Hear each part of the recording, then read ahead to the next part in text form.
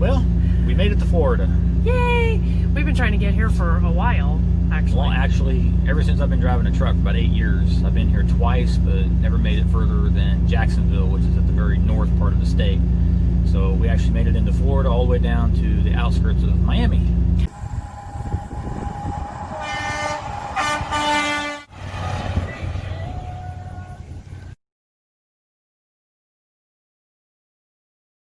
Getting down here, actually pretty uneventful. Just a nice, easy drive, other than the typical rain every day in Florida that everybody talks about. We got that. Except that there is 2 hurricanes on the way. Right, there's 2 hurricanes on the way to the Gulf of Mexico, which for us shouldn't affect us a whole lot for the next couple of days anyway. Other than the torrential downpours. Other than the rain that we're probably going to get once we start heading back north. It's cool down here. Well, cool relative term. It's hot as hell down here temperature-wise, and the humidity sucks. Oh, it's been so bad.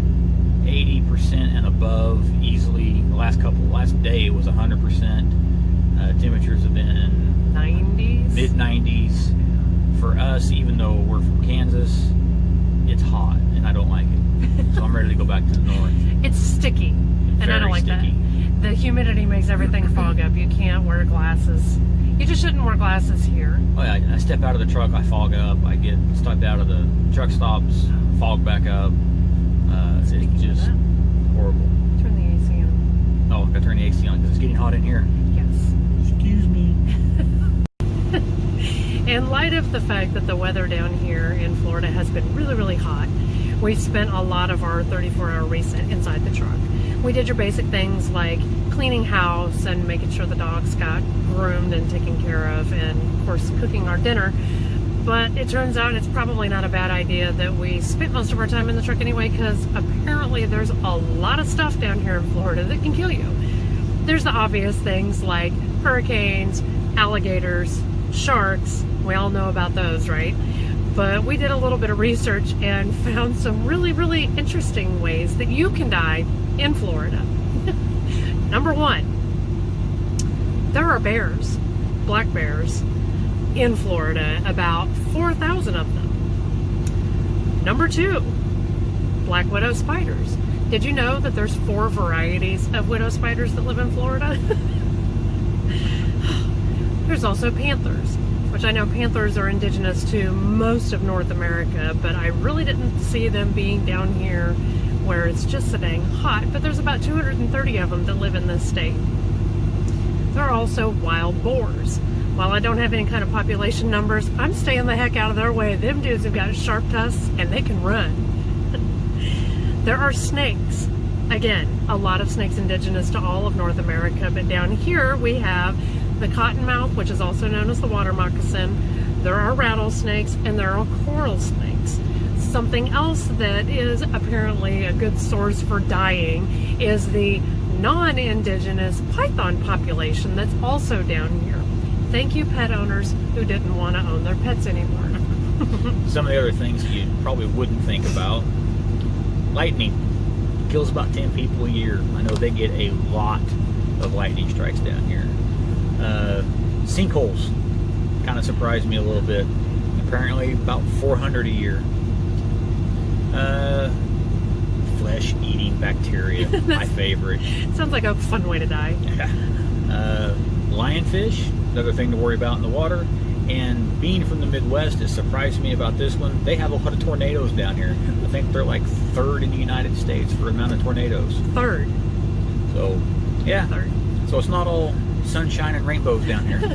I do have this to say about Florida. The roads here are impeccable. We came down on Interstate 75 for most of the way down here, but then we got off of 75 and took they were 4-lane highways, but kind of cut through the middle of the state going from the west side to the east side. Whoever taught these people how to pave a road, they need to go to Kansas. They need to go everywhere. Because it is smooth as glass. And anybody who's ever rode in a semis ride rough to begin with. But whoever did these roads, they know what they're doing. Amen. The only problem that I've experienced, really, we were in a construction zone where it was a 3-lane road. They made it a 1-lane road, and people still passed us on the left. Yeah, I got passed a lot of people. Literally on the shoulder multiple times. So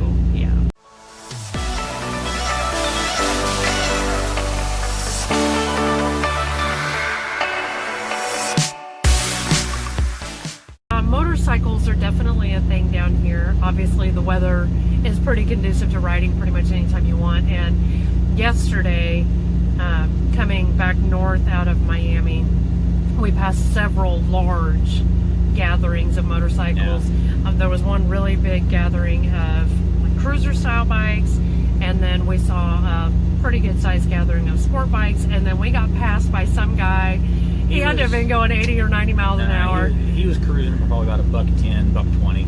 I don't know. He was going really fast. It was really loud, and it kind of scared the hell out of me. Just so you don't get the idea that everything in Florida will kill you, because that guy won't. We are including some places and activities that you can visit and do while you're in Florida that aren't quite so deadly.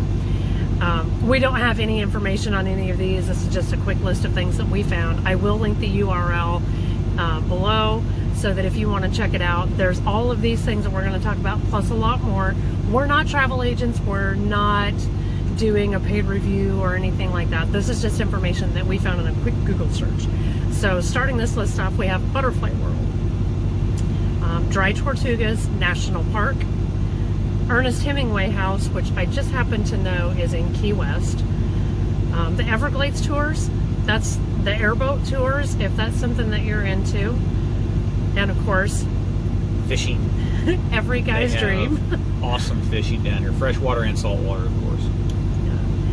Kennedy Space Center, if you're a little bit more on the smart side or scientific side, or just interested in space travel and that sort of thing. Naples Botanical Garden, if you're not so into that kind of science and you want to go check out the live science, that might be a good trip for you. And if you're feeling a little bit fancy, there's always the Sarasota Opera House, which has been restored and draws in popular opera singers. St. Augustine Distillery, which sounds amazing. With a little bit of research we did, I know they make vodka there. I love vodka. So that is definitely on our list to come back for, I think, one of these days. And it's free. And yes, it is a free, and I'm sure they give samples. So, food festivals. They're everywhere. I think that's kind of self-explanatory. And they're everywhere. The Dolly Museum. Dolly. Who doesn't love Dolly? I know they have his paintings, his drawings, his sketches, and all of that there at his museum. And finally, for those of us that are a little bit on the nerdy side, there is, of course, Harry Potter Wizarding World down here as well.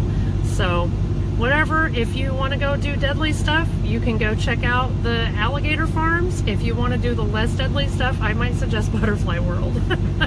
So, also, in this video, we're going to take you along on our shopping trip. That was pretty typical for us. There wasn't anything special about it. No, other than we're inside, we wore our sunglasses inside, come back out, it's pouring rain. Oh my gosh, and was of it course, raining? if you know how Walmarts are set up, I can't just park an 18-wheeler up by the door, so we have to park as far away as possible, basically. So it was almost a mad dash to get back to the truck without getting soaked. Got soaked anyway. So this is one of those days where we actually get to go do some grocery shopping today. Yay! So exciting. So I thought I'd bring you guys along so you can kind of, I don't know, compare our grocery shopping trip to yours, I guess. See ya. Because I can. Feed the The pooches. dogs gotta eat. We gotta eat.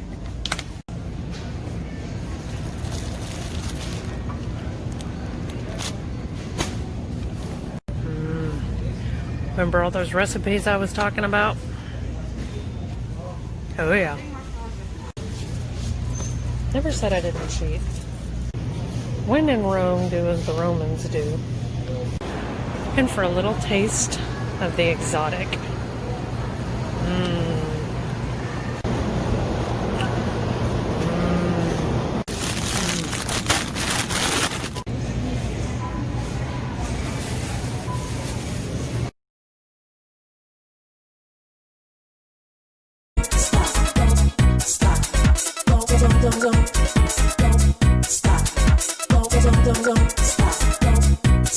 Go to Florida, they said.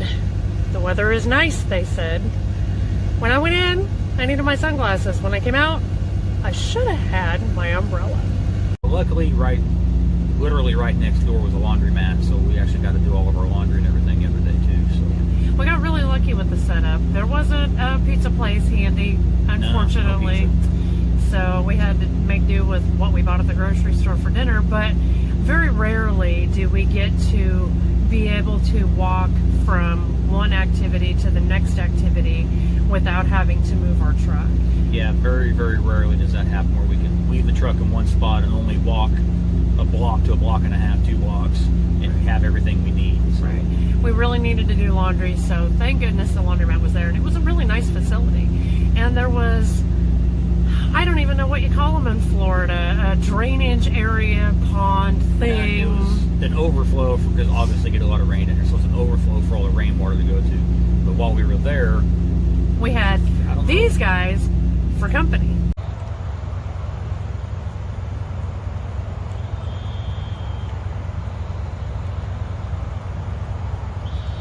My only regret about meeting those particular neighbors is when I took the dogs out, those guys talked to each other, but they didn't do it at any other time. And I don't know if any of you guys have ever heard that kind of bird, but it kind of sounds like the Velociraptor out of Jurassic Park. It was really cool. And our big boy was very interested in what those guys were doing over there. His lump and the high-priced model has to stop for a dump. But can the size of Canada can't spray away the truth? Cause even if they don't admit it, everybody poops. Everybody poops. Everybody poops. I know. currently we're getting loaded. Like I said, you'll see in a little short clip somewhere of the load that I'm carrying. It's a split temperature load. Some of you don't know I run a reefer trailer 99% of the time, and this is one of the first ones for me. I'm running what they call a split temperature load. I don't know how well you'll be able to see it, but up in there, right over there, that is a fake wall they put in. In the front of that wall, it is about 0 degrees, so on this side of it's going to be a little bit warmer than that. Beyond that, I really don't know what to tell you much about it yet because I haven't got it loaded yet. So headed back up north. Tomorrow morning we're going to leave out early and get back to the Midwest so we can go home after that. Aren't we heading to Georgia first? For Yeah, we got second pickup? I got to stop and pick up another load in Georgia, just outside of Atlanta. Yay.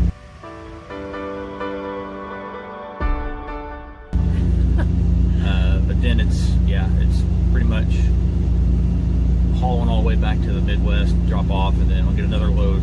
Pretty much takes me home after that. We're hauling orange juice, y'all. Yeah, surprise! Out of Florida, hauling orange juice. Actually, I think we're hauling cranberry juice. Oh. So, the facility that we're at is really very interesting. There's a frozen product side over there, and then down that way, I know that's relative to you, there is what appears to be a kiln where they dry wood. then where I'm actually getting loaded at, which is all in the same area. I never left the facility, but where I'm backed into, it's not temperature controlled, but I'm hauling, I don't know, I'm guessing some type of food product. But yeah, this is all in the same facility. And where we're sitting now, looking out the front window, it looks like a bunch of 55-gallon drums of some type of chemical sitting on the dock. So I have no idea what all they do here.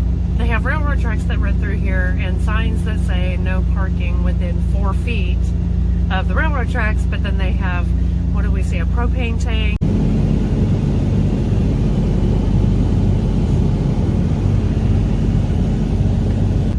And liquid nitrogen tanks.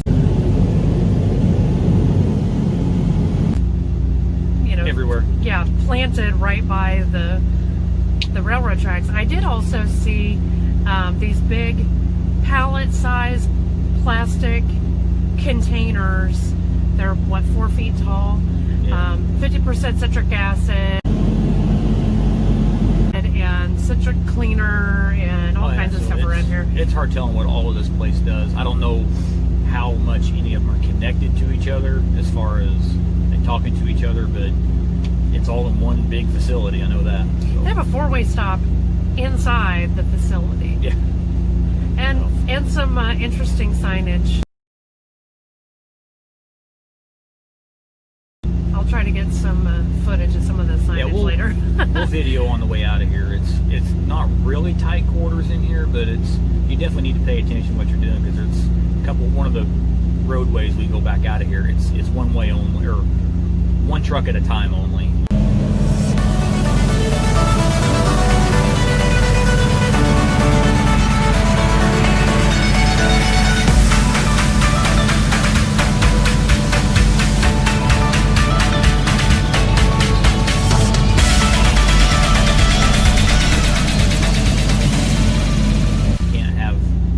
Side-by-side vehicles going through there, just not enough room. So. And of course there's yard dogs pulling trailers, moving trailers around. There's also guys on forklifts with pallets and other stuff, and then a couple of guys with golf carts.